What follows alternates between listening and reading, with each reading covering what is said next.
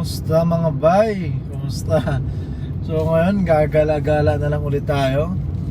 Nandito ako ngayon sa may City Hall, sa may labasan ng Intramuros. Sa may kaliwa ko, ito yung National Museum. Dito naman nanumpa, ang alam ko dito nanumpa ang Pangulong Bongbong Marcos. Alam ko dito yon. Yan, sa kaliwa natin. Yan yung National Museum ng Pilipinas. Hindi pa rin ako nakapasok dyan. Isa yan sa mga balang araw papasukin natin. Kasama yung aking camera. Mag-i-explore tayo dyan.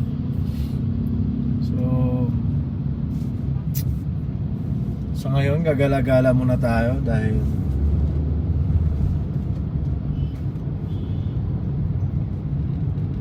meron tayo ngayon ay ang sasakyan, ang kotse ko.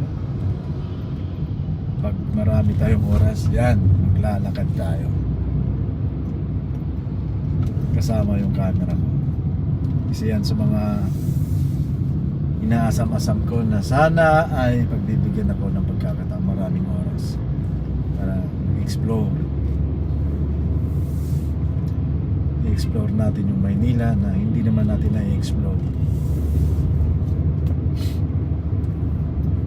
So sa part dito, ito yung pagkaliwa ka, ito yung Luneta Park na naman. So papuntang South Pasay, yun, papuntang Las Piñas pagkaliwa ka dyan. Cavite, pagpakana naman, ito po yung papuntang pier.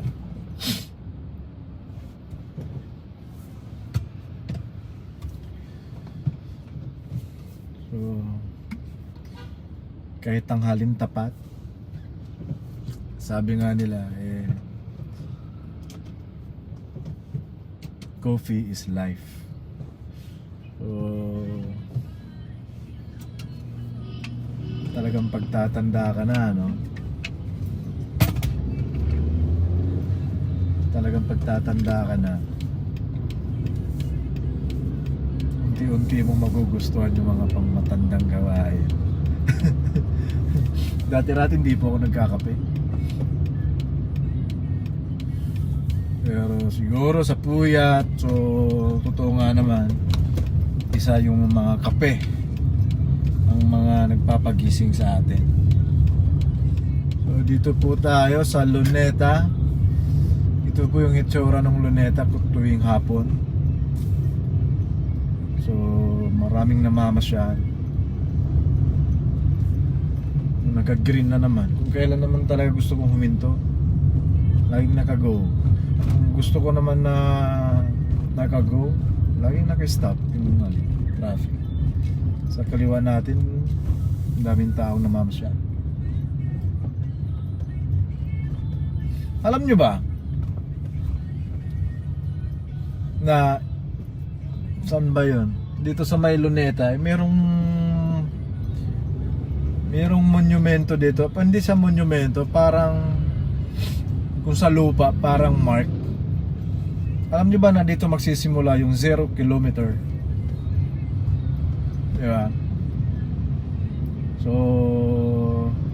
kapag ikaw papuntang probinsya, dito po siya magsisimulang pagbibilang 0 kilometrahe. So hanggang sang solo ka man, ito po yung basehan, ito po yung sentro ng bilangan kung ilang kilometrahe, gaano kalayo ang mga probinsya niya.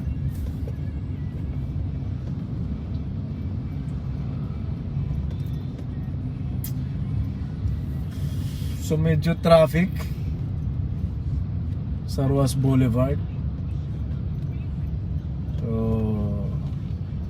mas maganda. So ang traffic, hindi mas maganda. Mas marami tayong makikita dito. Mas may enjoy natin yung video dito sa may, ito banda dito sa unahan, ito yung Dolomite Beach.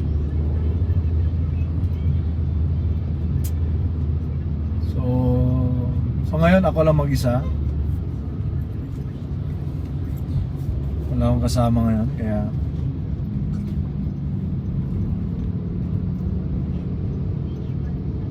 ako lang ba yung ano, kahit dati nung hindi pa ako nagbi-video, ako lang ba yung sa mga nagdadrive ng kotse o kaya truck, kung pahinante ka man, nagsasalita rin ba kayo?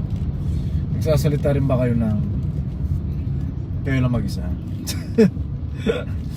Sa akin, oo, nagsasalita ako. Parang minsan doon ko ini-express yung mga plano ko, yung mga iniisip ko sa buhay, kung meron man akong gusto sabihin na hindi ko nasabi. Oops, traffic. So, si signal left tayo. Medyo may namamasya.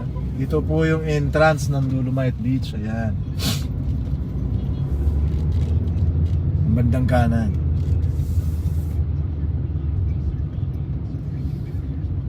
Tagal ko na rin dito. Simula nung napalinis yan ni Tatay Digong, hindi pa rin ako nakapunta kasi nga hindi ako mahilig maggagala. So matagal na ako sa Maynila pero hindi ko masyadong na-explore. Kaya ako binivideo kapag nasa biyaya ako. Ayan, tulad ngayon may pagkakataon ako. So kahit papano yung mga wala dito, oy, ganito pala yung tsura ng Maynila. Ganyan pala. So, ganon. Kasi kayo pag nagtatrabaho na kayo, mawawalan kayo ng time na i-explore. Kaya sa ngayon, ako muna ang magiging explorer ninyo. Sa mga highways lang muna. Highways. Sa mga highway. Ano yung madadaanan natin sa kalsada. So kukunan natin ng footage yan. Madalas itong Roas Boulevard na to paghapon traffic, so, pero ngayon medyo moving naman, kaya mas gusto ko yung nakamotor pa rin ako pero kaso kasi masisira yung sasakyan kapag hindi mo tinatakbo. So kailangan kong itakbo kahit man lang once a week, or depende sa panahon kapag umuulan. Yan.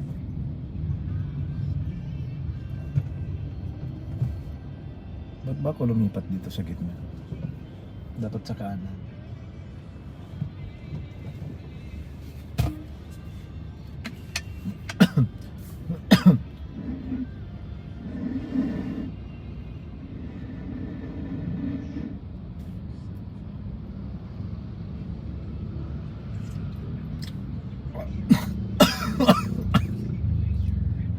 Akala ko malamig na.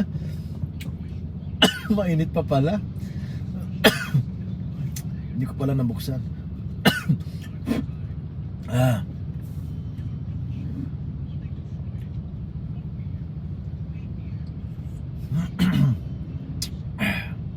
Sarap. So hindi ko na lang tatakpan. Ayan. Yung mga nag-overtake na yan, di ba? Ang bilis. Bilis ng mga motor. Pero syempre kapag gagamit ka ng motor, kailangan alerto ka. Hindi rin yung pwedeng, dapat balanse ka lang. Hindi rin yung pwedeng sobrang bagal mo. Kasi magiging abala ka sa mga kasama mo sa daan. May naisip ako mga bay. Try nating daanan yung bandang tabing dagat, or sa may coastal area, yung sa Mall of Asia. Tapos tatawid tayo ng Okada kung may pagkakataon. Yan. Ang bilis ng enforcer na to. sa mga tropa nating mga enforcer dyan. Saludo tayo dyan kahit muntik-muntik masagasaan yung mga yan. Pero siyempre sa isang grupo, sa isang kupunan, meron talagang Isa, dalawa. Kumbaga sa Bisaya, sa isa ka bulig naagi buang. Kahit saan yan, di ba? So sa mga grupo na yan, sa mga enforcers na yan, karamihan mababait, pero meron at meron talagang gagawa ng mga kalukuhan. Kahit saan yan.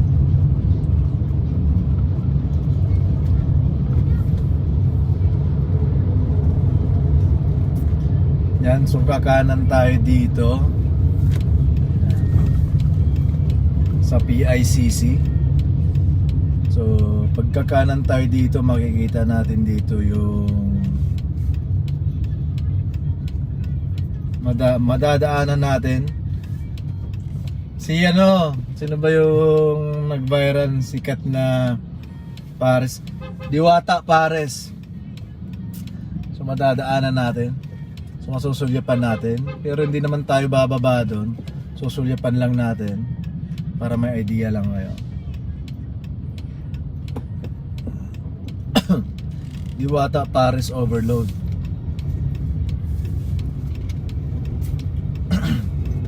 Yan. So itong matambayan to dito kasi maganda kasi tumakbo dito eh. So kung mapapansin nyo, maraming tumatakbo dito kasi malapit po to sa dagat. Malapit sa dagat. Sa kabila ko naman, ito yung PICC, kung saan ginaganap lahat ng mga karamihan mga graduations. Yan.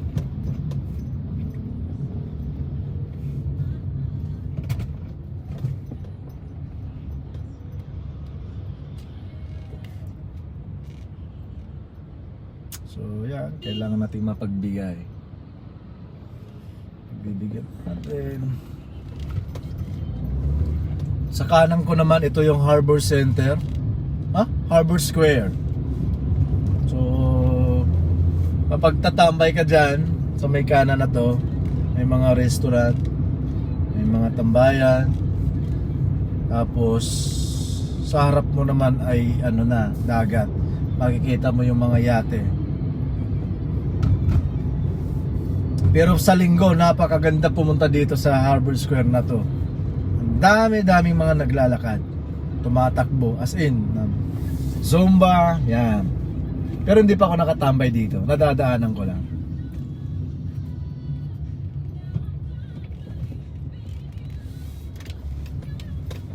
Yan.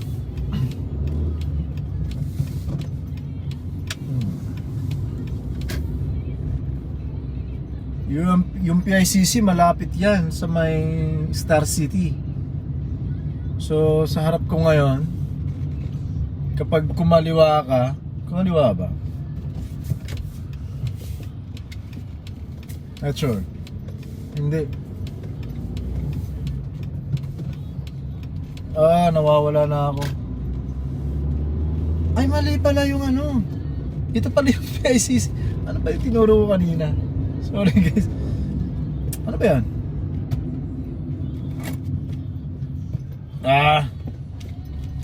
Hindi yata PICC yun Yung PICC, ito yung nasa kaliwa ko ngayon. Mamaya aalalahanin ko. So dito malapit yung kay Diwata Pares Overload. Malapit sa likod lang ng PICC. Dati hindi naman sikat to.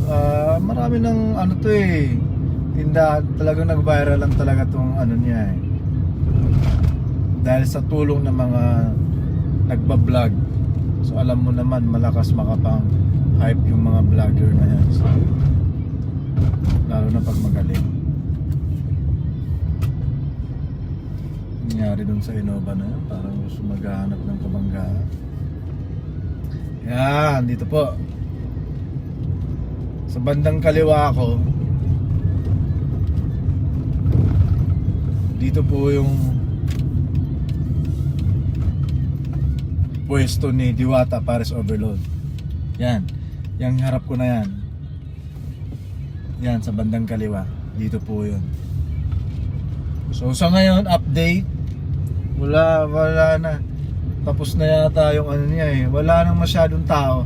Meron yung mga ano lang, yung mga hindi na dayo, ayan o, nasa kaliwa. Hindi talaga sa dati, tulad ng dati na talagang pinipilahan.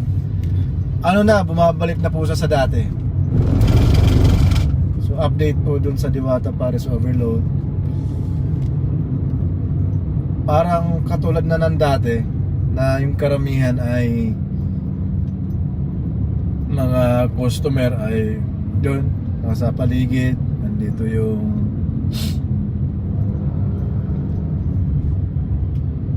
nako, dami palang nagka-club dito.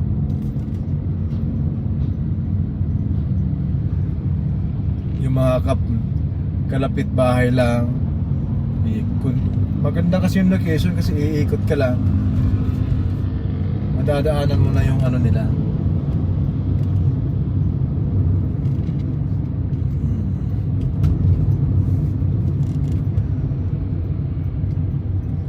Yan. So, nakalimutan ko na naman. Jokno Boulevard ba to? Jokno Boulevard ba to?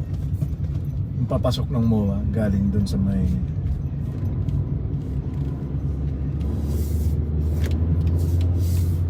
ganda. Hindi. Diretso tayo. Ay kaso, nandito ako sa right lane. Kailangan kumanan. Maganda sana. Daanan natin yung Mall of Asia. Hindi. Para sa inyo, kakanan ako. Para hindi ako maging abala dito sa likod. Pero kakaliwa ako, yoyoturn ako dun sa ano. Gusto kong kunan yung Mall of Asia. Yung bilog, yung globe. Mamamasyal-masyal lang tayo. Yan. Tapos yung U-turn ako dito. Pwede naman, di ba? Pwede. Pwede naman eh.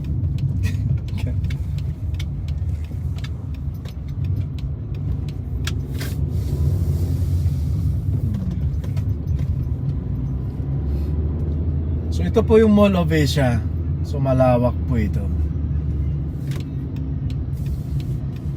So kapag nakahiligan mong tumakbo o kaya pagbabike, pwede ka dito.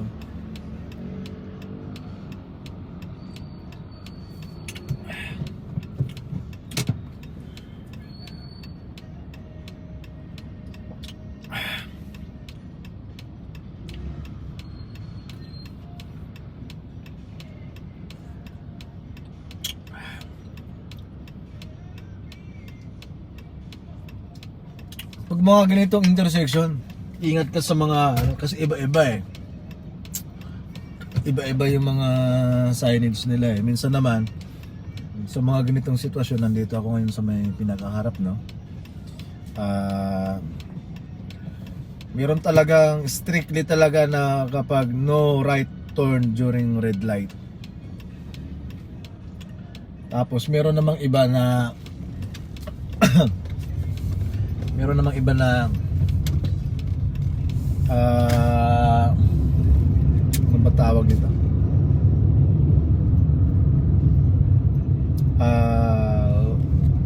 Right lane must turn right. Parang ganon. So titingnan mo na lang kung safe na. Pero siyempre hindi mo pwedeng salubungin yung mga nasa right lane na tumatawid. Kumbaga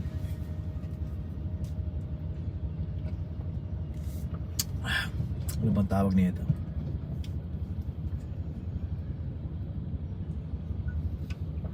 Naantok pa ako eh. So sana makuhanan ko yung globe. Hindi mo matatawag yung Mall of Asia na yan pag wala kang picture sa globe na yan. Pero wala pa rin ako niyan. Matagal na ako sa Maynila, wala pa rin akong picture sa globe na yan. dami kong mga hindi nagagawa.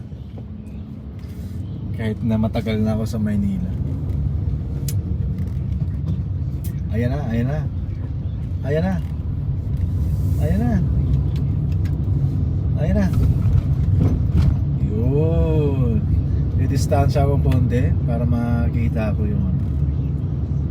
Kasi pag didikit ako sa van na to, hindi ko makukuha ng maayos. Saan sa malaki? Nakaliwa ko. Ayun po. Ito po yung Mall of Asia.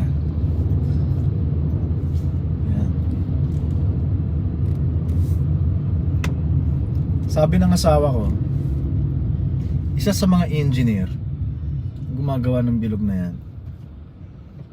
Or hindi ko lubos ang maalala, parang long distance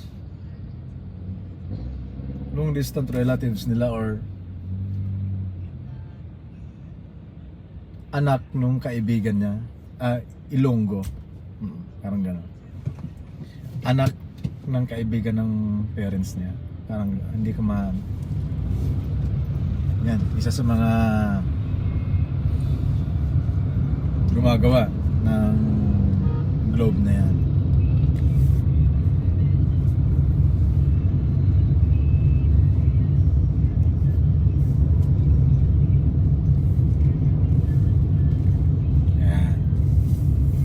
Bakit ngayon hindi pa nakailaw? Alas ano na? Mag-alas 5 na eh.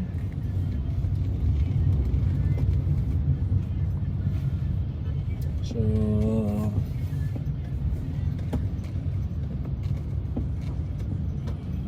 ito yung napaka, pag natsambahan ka ng mga lukulukong mga pedicab driver na yan, kasi tawiran talaga to ng kani. Kaya dapat doble ingat. At laging huwag kang abala sa ibang mga motorista. Ibig sabihin, huwag kang masyadong mabagal. Dapat sakto ka lang. Kasi bubusinahan ka ng mga yan. Papasyal-pasyal na lang itong mga to, oh. Samantalang okay, tayo iba naman. Sarap mamasyal. Pero ako kasi yung tipong tao na pupunta lang sa isang lugar kapag may kailangan. Kung pupunta man, kung makikita mo man ako sa mall, ibig sabihin may kailangan ako dyan. At ako yung tipong tao na hindi ko inuubos yung lakas ko para pagurin lamang sa kakapamasyal sa mga ay marami ditong discounted dito. Hindi po ako yun. Bawat kilos ko ay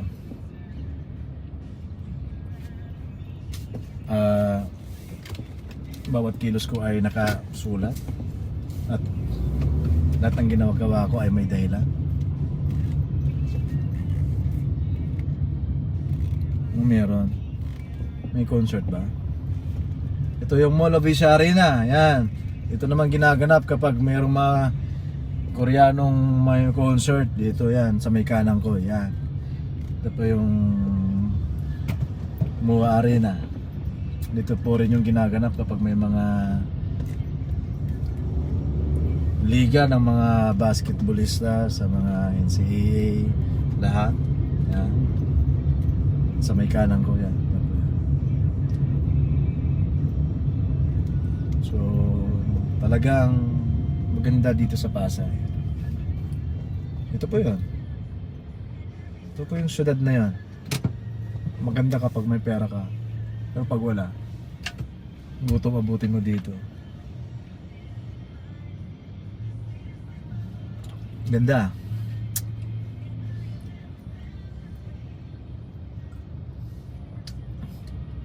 Pero hanggang daan lang ako dito. Kapag diniretso naman natin yan, makikita mo yung Soler sa bandang kanan. Tapos Kapag dinidire-diretso pa natin yun, yun naman yung Okada.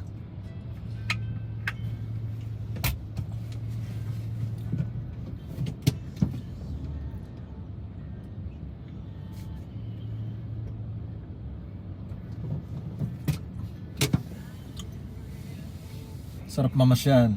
Yan.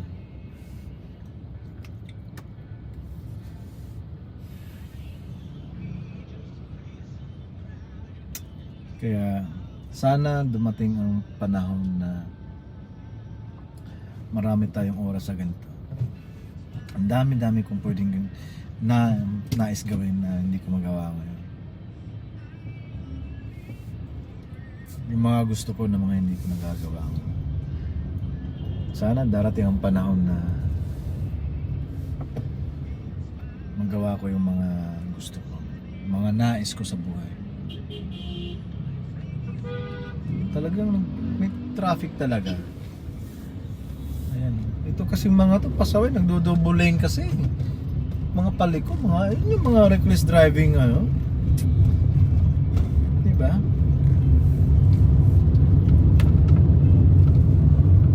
Dudulot pa ng disgrasya.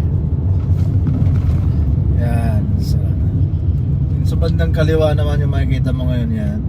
Yan po yung mga condominium. So nakapasok na ako dyan. Paano nga ba ako nakapasok dyan? Alam ko na.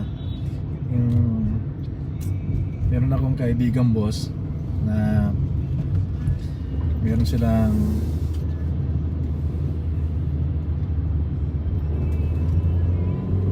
silang pagkikita ng asawa niya. Yung asawa naman niya ay merong party. So binisita namin sila dyan. So kumbaga sinamahan ko na yung boss kong kaibigan lalaki, si Boss Jojo, superior ko.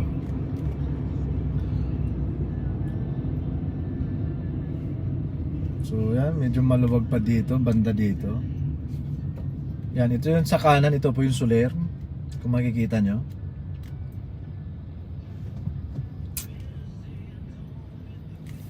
So, konting pasilip.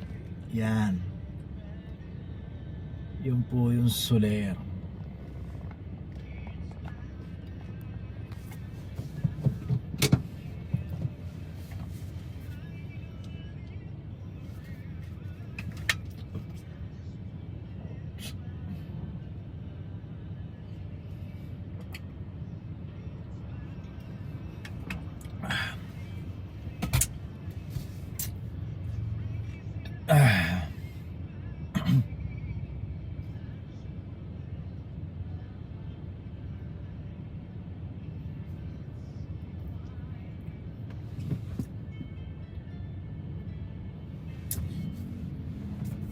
Dati-rati puro ano lang to damuhan. Tsaka dati-rati ito yung, kung hindi ako nagkakamali, kasama ito sa Mall of Vision na dating dagat. Pero nung pumunta ako Maynila, tambak na to okay na to hindi ko na naabutan talaga yung dagat. Pero base sa kwento ng mga kapatid ko, dagat po talaga ito.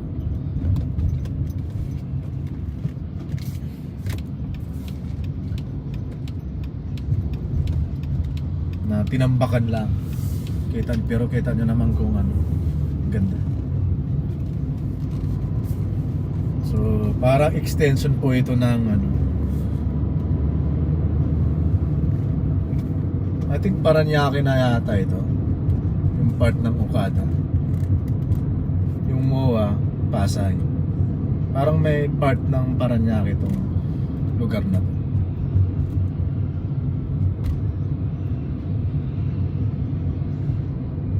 Oh, delikado to. Pabigyan natin yung taxi na yan. Kahit hindi nagsisignal yan. Yan, sa harap ko naman ngayon, ito po yung Okada. Nakakasiraw yan tingnan kapag tanghalin tapat. Kasi kulay gold po yan Ayan Ganda Lalo na pag gabi. Maganda tingnan to pag tanghalin tapat. Sobrang silaw dahil sa gold na kulay. Tapos sa gabi, sobrang liwanag na nangingibabaw yung kulay.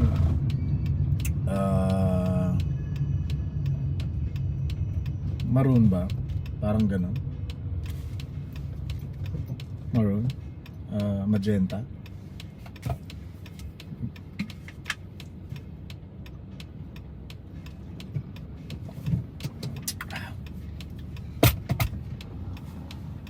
Ayan.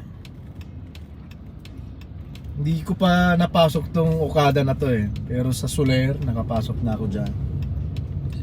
At sa City of Dreams, nakapasok ako hindi para maglaro, kundi magtrabaho. Yan, yun po yung Okada.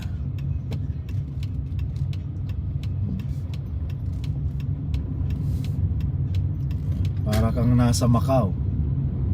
Yan.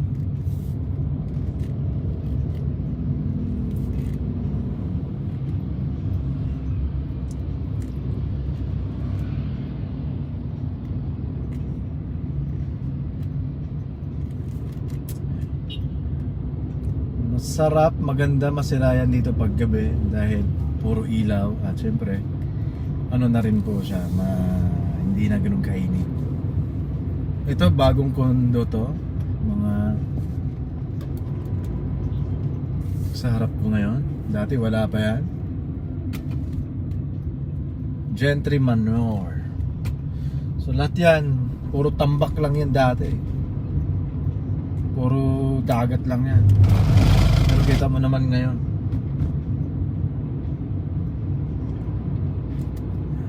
So, ikot-ikot lang.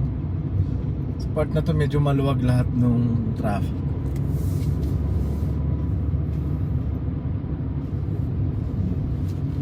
Masarap din magmotor dito eh. Kasi nakapag-banking ka eh. Pero hindi ko pa ginagawa yun, nakikita ko lang. Ayan. Sobrang luwag. Ayan. Sa unahan, may skyway papuntang airport. Tapos pag ito dinidire-diretso mo yan sa ilalim, yun po yung airport. Tayo naman, kakanan tayo, papunta na ulit tayo ng Cavitex. So pag kakanan, sisignal tayo niyan. Kaya ako binibidyo to kasi may mga kaibigan ako na nagtatanong, pre, matagal ka ba sa Maynila?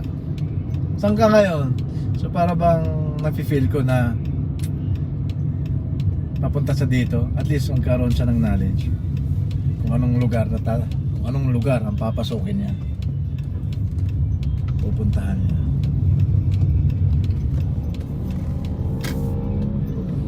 Yan, tapos lastly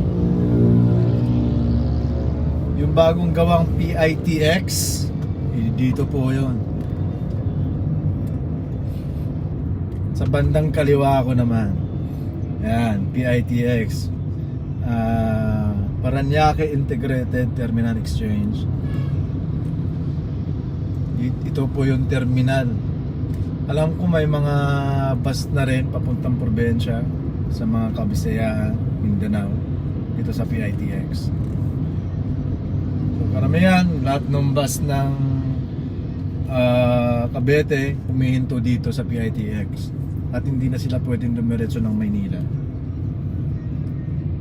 Kasi meron namang ibang bus na naka-line up from PITX doon sa Maynila. Ito po yun sa kaliwa. Yan. Ayan. Maganda sana pag kaso hindi ko mahamit dahil parang pag-go na. At mayroong bus na malaki. Yan, sa kaliwa po yung PITX. So yun, marami tayong naiikutan ngayon.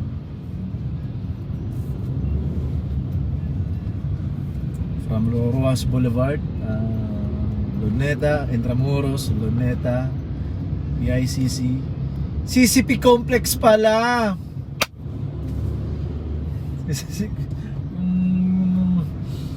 Kung sinasabi ko kanina, CCP Complex. Para mabagal, kanan ako. Kung pala to eh. Kumanan ako, kumaliwa din siya. Subay.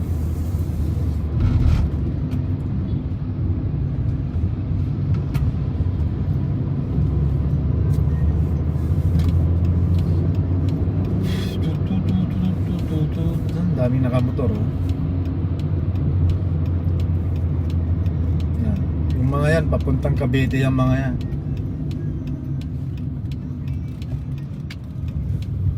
Meron sila dadaan yun. Uy! Ay, karabing lubak pala dito, gagi ka. Grabe lubak pala doon. Ngayon nagulit ako nakadaan doon.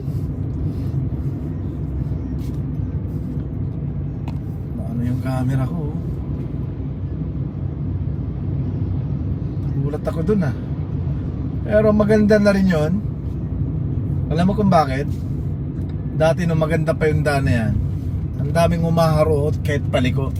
Pero ngayon lang ulit ako nakadaan doon. Medyo ako yung nagulantang. Pero para sa akin, gawin mong positibo yung mga bagay na yun. At least may minor lahat ng mga sasakyan.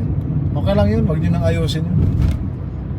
Kasi dati kasi nung maayos yan, ang daming mga humaharuhot pa lang. Hindi nagme-minor, mga takbo mo mga 40, 50, liliko ka ng gano'n. Pero yung takbo kanina nasa mga 20 lang yun kasi may mga motor eh. So dahan-dahan, pero kahit ganun pa man, talagang nagbabounce talaga yung sasakyan para masira yung camera ko dito. So ngayon dito ulit tayo sa Cavitex. So ito yung na-miss ko rin yung daan na to dahil araw-araw ako nagmumotor. Bawal po yung motor ko dito sa expressway kasi lower CC lang yun, hindi po yun pwede pang expressway. Ang pwede po dito ay 400cc. Yung motor ko Honda 160cc lang po yun. Ayun, isa to sa mga nakakamiss. Pero minsan nagiging traffic din to eh pag regular weekday days, Monday to Friday. Lalo na pag uwian mga alas 5, alas 6 ng hapon ng gabi. Traffic dito kaya medyo nakakaano lang din sa paa.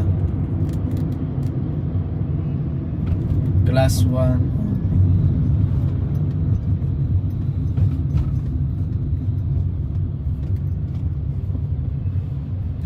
140 daw yung balance ko.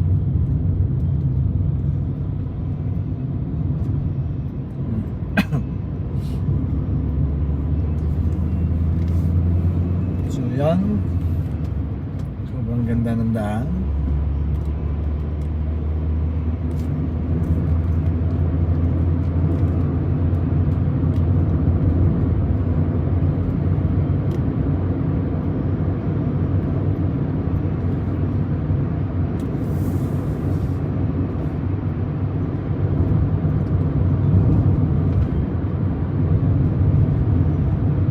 So yung Cavitex na to sa kaliwa, Las Piñas na po yan.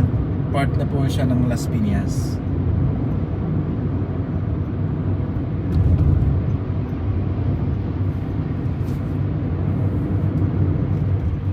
Diyan ako dumadaan sa kaliwa kapag nakamotor lang ako. Pero sana balang araw makakadaan ako dito sa expressway na nakamotor. Malay mo, lahat naman ang nangyayari sa buhay ko dito hindi ko naman pinaplano to. Kasi dati wala pa akong plano sa buhay. As in wala. Ano lang meron. Kahit simula pa nung Kahit nung nag-aaral ako, wala akong planong magtapos.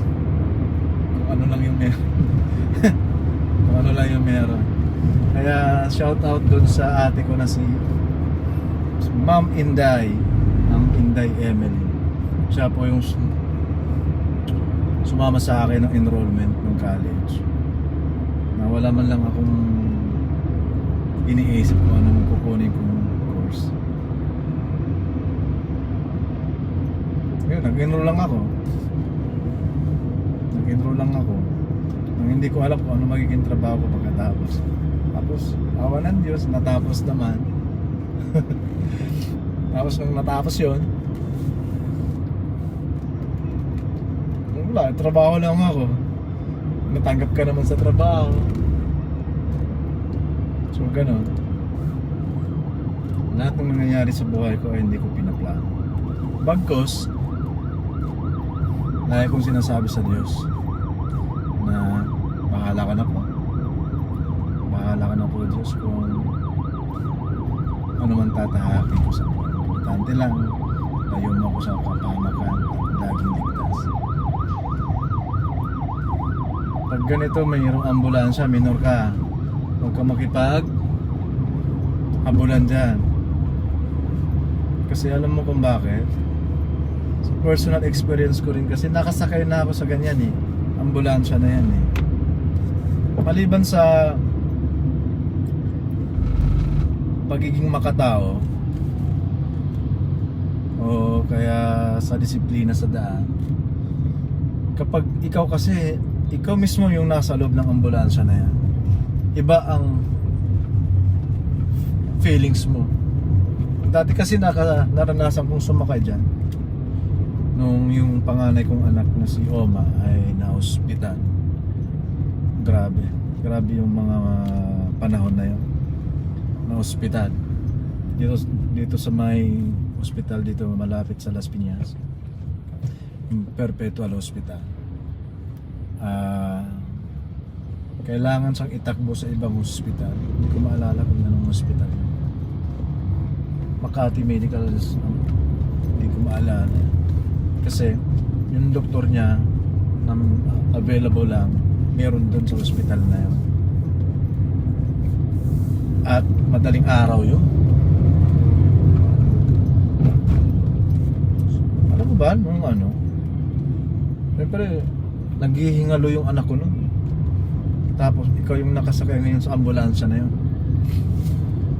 Alam mo ba yung feeling na kapag mayroong nakaharang sa daan, parang gusto mong babain? Yun yung moment na yun, hindi ko makakalimutan. Gusto mong babain at siyempre, iba yung ano ko nun eh, adrenaline ko nun. At pagsabihan, para makalusot ka lang, parang gano'n. Kaya simula noon, mas lalo ko pang naiintindihan at nauunawaan na kapag mayroon kang nakakarinig ka ng mga wangwang ng mga ambulansya na yan, bumabalik sa alaala ko yung mga panahon na yun. Automatic yan, preno ka agad, dahan-dahan. Mayroon pang space na gigilid ka dapat. Marami tayong mga kababayan na hindi nila naiintindihan yan.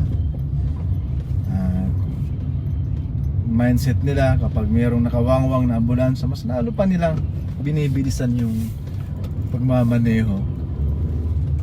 Ang tamang gagawin mo doon, tatabi ka, gigilid ka. Kung pwede ka mag-hazard ka para alam nung ambulansya na papadaanin mo sila. Dito tayo ngayon sa River Drive, tulad nung makapag-video ba ako dito. So ito po yung daanan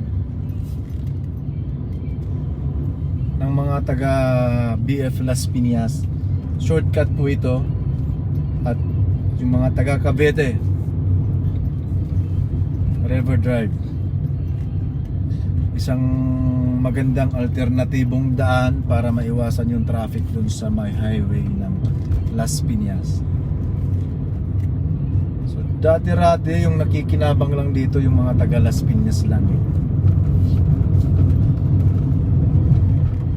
Yung mga taga BF mostly matagal na napakinabangan ng mga taga BF po ito, o kaya taga Las Piñas. At siguro nakita nung mga na namamahala, kung sino man, hindi ko nababanggitin, mga politiko yun eh. Sa mga kabilang politiko rin, siguro may usapan.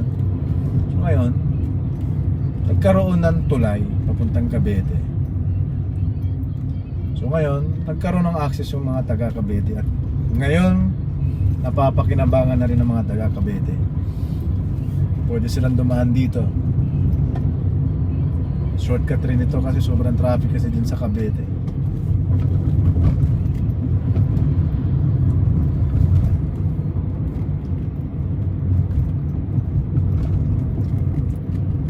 Pero syempre pag papasok ka sa BF, hindi pwede yung walang sticker. Dapat meron sticker ka dito, or else hindi ka makakapasok. Babalikin ka dun sa may kung saan ka man. Ako may sticker ako dahil homeowners ako.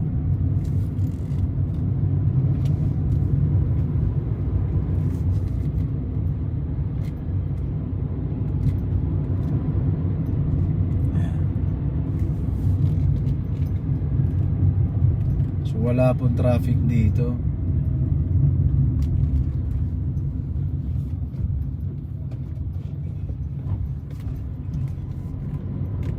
Parang kilala ko yun. Hindi ko maalala. Saan ko ba nakita yung tao na yun? Yung may kasamang bata.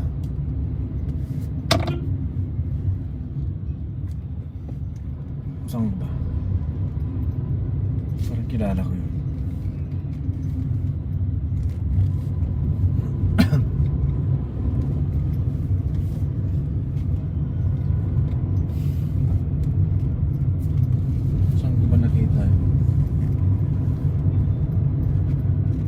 Bali na lang. Ano pa naman ako pag meron ako inaalala na hindi ko maalala. Nawawala yung kumpiyansa ko sa sarili ko. Na iniisip ko na matanda na ba ako. Hindi ko masyadong pinagkakatiwalaan yung memorya ko eh, pagdating sa mga bagay na ganyan. Tulad nung kanina, PICC ako ng PICC. Hindi naman pala PICC yun dahil nakalimutan ko. CCP complex pala yun.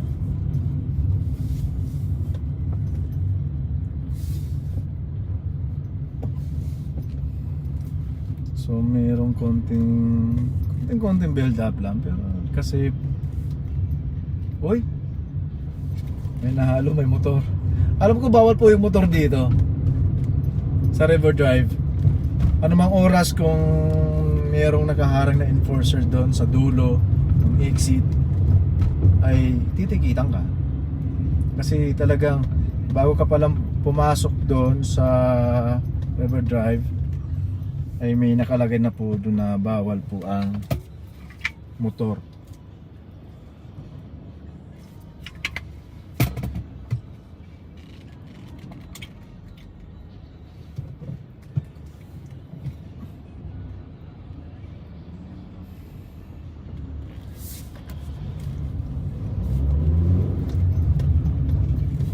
Kailangan lang naman magbigayan eh. So kung meron ka nun, wala kang problema sa daan. Bigayan, unawaan. So wala kasing pinipili yung init ng ulo eh kapag nagmamaneho ka. Kasi pag hindi ka handa, nagugulat ka sa mga pangyayari. May mga pasaway na nagmamaniho dyan at nagulat ka ngayon. Lalabas yung normal na reaction mo ngayon. Pero kung prepared ka, hahabaan ko yung pasensya ko ngayon. dapat maging mapagbigay ako. So hindi ka ganun kadaling maapektuhan sa mga pasaway na driver. Marami po talagang pasaway.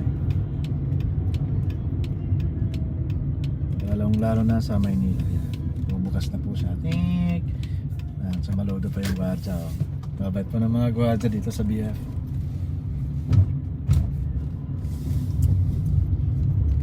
Pero pag siyempre hindi ka taga BF, stricto po yung mga yan. At yun yung kagandahan doon. Dahil pinoprotektahan nila yung mga homeowners dito.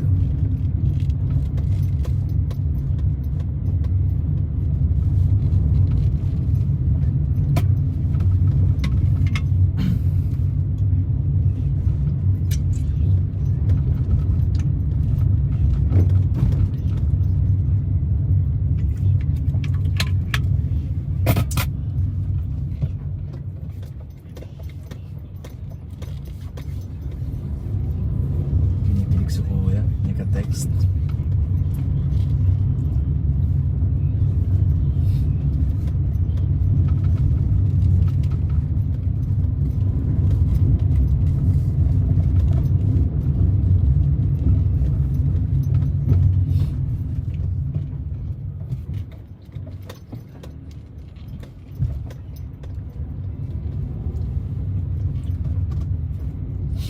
So ngayon guys, malapit na po tayo. So may ambulansya na naman. Hindi ko alam kung saan ito. Ay, may susunduin. Ay, naku po, kawawa naman. Mayroon ng pumakyan. Ito yung or empleyado. Ito yung mga nakakatakot.